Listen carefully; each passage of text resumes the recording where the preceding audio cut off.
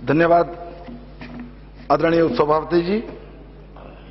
इस 122वें संविधान संशोधन पर चल रही अत्यंत महत्वपूर्ण बहस में भाग लेने का मुझको अवसर प्रदान किया। इसकी शुरुआत आदरणीय वीरप्पा मोइली जी ने की थी और तब से विभिन्न राजनीतिक दलों के अत्यंत विद्वान माननीय सांसदों ने अपने विचार इस पर रखे हैं। एक बात सामान्यतः सभी ने कही है कि जीएसटी के इस बिल से किसी का विरोध नहीं है। सब ये मानते हैं कि जीएसटी लगने के बाद देश के अंदर एक सरल कराधान की प्रणाली आएगी जो ट्रांसपेरेंट भी होगी, उसके कारण से जीडीपी में भी वृद्धि होगी और देश की आर्थिक विकास की दर को बढ़ावा मिलेगा। अधिकांश जो शंकाएं हैं वो प्रदेशों की हिस्सेदारी को लेकर के हैं और मैं थोड़ा सा इतिहास में जाना चाहूं, हालांकि उसकी चर्चा अनेक बार स्वयं माननीय वित्त मंत्री जी ने की है, अन्य माननीय सदस्यों ने भी की है। पूर्व वित्त मंत्री आदरणीय चिदंबरम जी ने इस बिल का सबसे पहले उल्लेख 2006-07 में किया था और तब उन्होंने ऐसा भी कहा था कि 2010 तक इस बिल को आ जाना चाहिए, परंतु वो नहीं हो सका। अब क्या उनकी मजबूरी रही, लेकिन मैं ऐसा समझता हूं कि प्रदेश की सरकारों से जो असहयोग हुआ उसका बहुत बड़ा कारण उस समय ही एक प्रकार का ट्रस्ट डेफिसिट जो बन गया था केंद्र सरकार और प्रदेश सरकार के बीच में, वो उसका बड़ा कारण रहा। सीएसटी को क्रमशः हटाया जाना था, वैट लाया जाना था और उसकी क्षतिपूर्ति केंद्र सरकार के द्वारा की जाने वाली थी, परंतु उनको पता है कि वह क्षतिपूर्ति नहीं की जा सकी और जिसके कारण से एक अविश्वास पैदा हुआ और जो क्रमशः इस जीएसटी को लागू करने के कानून को लाने में भी बाधक बना। मैं ये निवेदन करना चाहता हूं आपके माध्यम से कि इस सरकार ने उस ट्रस्ट डेफिसिट को पूरी तरीके से समाप्त करने का सफल प्रयास किया है और लगातार वो प्रयास कर रही है। पहले बजट भाषण के अंदर 11,000 करोड़ का प्रावधान जो प्रदेश सरकारों का बकाया था सीएसटी के मद में, उसको देने की घोषणा की गई। 15,000 करोड़ की और घोषणा की गई और कुल मिलाकर के जो 26,000 करोड़ बकाया है, 26,000 करोड़ की व्यवस्था होने के बाद कुल 34,000 करोड़ जो बकाया है उसकी क्षतिपूर्ति सरकार करने वाली। इसमें जो विश्वास का निर्माण हुआ है, यह विश्वास बहुत महत्वपूर्ण है और जो बिल के अंदर भी जो प्रावधान किए गए हैं, मैं समझता हूं कि उससे जो प्रदेश सरकार हैं उनको किसी प्रकार की शंका की आवश्यकता नहीं है।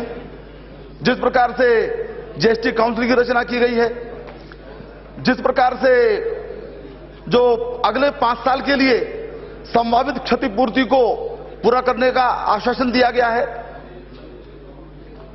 3 साल तक 100%, चौथे साल में 75% और 5वें साल में 50%, और जिस प्रकार से 1% का जो मैन्युफैक्चरिंग स्टेट्स हैं उनको 1% का अतिरिक्त कर लगाने की एक उसमें छूट दी गई है।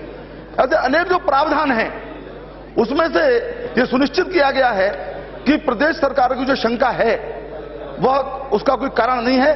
और जहां तक छोटे प्रदेशों की बात है, मैं ऐसा कह सकता हूं कि छोटे प्रदेश भारत माता के छोटे बच्चे की तरह हैं जो मां को ज्यादा प्रिय होते हैं और यह सरकार निश्चित ही उन बच्चों का अधिक ध्यान रखेगी, उनको किसी प्रकार की शंका करने की जरूरत नहीं।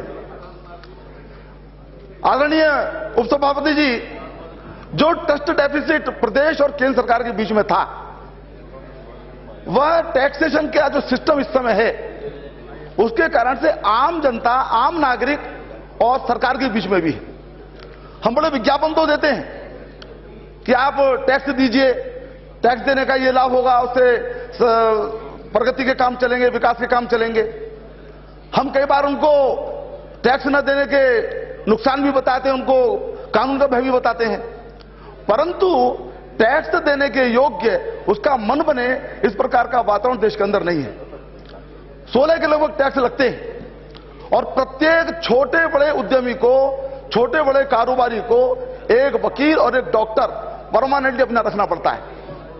किस प्रकार से काम वो फंस जाए, किस प्रकार से काम उससे भूल हो जाए, किस प्रकार से उस सिस्टम का शिकार हो जाए, क्योंकि टैक्स की प्रक्रिया इतनी जटिल है कि उसमें से टैक्स टेरर, ये जो शब्द है, मैं जानता हूं इस बात को, टैक्स टेरर का निर्माण होता है। किस प्रकार से, मैं यदि बहुत गलत शब्द कहूं, थोड़ा भारी शब्द है, एक्सटॉर्शन टैक्स पेयर का किया जाता है। तो उससे मुक्ति मिलेगी। ये जो परस्पर विश्वास का वातावरण है, ये जो डेफिसिट है ट्रस्ट का, ये समाप्त होगा, विश्वास का वातावरण निर्माण होगा। मैं समझता हूं कि जीएसटी के इस बिल से ये जो वातावरण बनेगा, उसमें से स्वयं करके लोग भागीदार होंगे और टैक्स को अदा करेंगे, टैक्स का दायरा बढ़ेगा, टैक्स की दरें बढ़ेंगी। राइट। सभापति 5 मिनट प्लीज, 5 मिनट प्लीज। आदरणीय सभापति जी, इस समय देश की क्या स्थिति है, सबने खूब प्रयास किए, मैं उस पर कोई टिप्पणी नहीं करना चाहता, लेकिन आज भी देश की जनसंख्या 40% जनसंख्या गरीबी की रेखा से नीचे है। 10 करोड़ बेरोजगार हैं। हमारे पास संसाधनों की कमी है। मैं कोई अर्थशास्त्र का जानकार व्यक्ति नहीं हूं, लेकिन दो छोटे छोटे आंकड़े, मैंने पहले भी इसका उल्लेख किया। हमारी कुल कलेक्शन 12.25 लाख करोड़ की है, जिसमें 4.25 लाख करोड़ हम कर्जे के ब्याज के भुगतान में खर्च कर देते हैं। 8 लाख करोड़ के अंदर हमको सारे कारोबार चलाने हैं, सारे मंत्रालयों को खर्चा करना है, सारे देश को चलाना है। Okay, alright, please. जी, मुझे 2 मिनट और दीजिए कम से कम, प्लीज प्लीज 2 मिनट। अभी 6 मंत्रालयों के अनुदान मांगों पर बहस हुई। प्रत्येक मंत्रालय के मांगों पर बहस होते समय अधिकांश लोगों ने कहा, अधिकांश हमारे माननीय सांसदों ने कहा कि पैसा जरा बढ़ाया जाना चाहिए। यदि सभी मंत्रालयों के ऊपर चर्चा होती तो निश्चित रूप से दोगुने बजट की आवश्यकता होती। दोगुना बजट कैसे आएगा? ये 8 लाख करोड़ जो हमको उपलब्ध है, ये 16 लाख करोड़ या 20 लाख करोड़ कैसे बनेंगे? उसके लिए निश्चित रूप से एक आर्थिक गतिविधि बनानी पड़ेगी, उसके लिए विश्वास का वातावरण बनाना पड़ेगा। और एनडीए की सरकार उसी प्रकार के सब तरफ से कार्यक्रम चला रही है, उसी प्रकार से ऐसा वातावरण बनाने का प्रयास कर रही है कि लोग अपनी भागीदारी देकर के अपने श्रम का भी उपयोग करें, जो संसाधन का भी उपयोग करें, देश को समृद्धि को ले जाएं। ये जो जीएसटी का कानून है, नया कानून जो आने वाला है, ये इसी दृष्टि से उपयोगी है। और इसलिए मैं ये समझता हूं कि इसको कानून को इस प्रकार से लाया जाए कि ये अगले वर्ष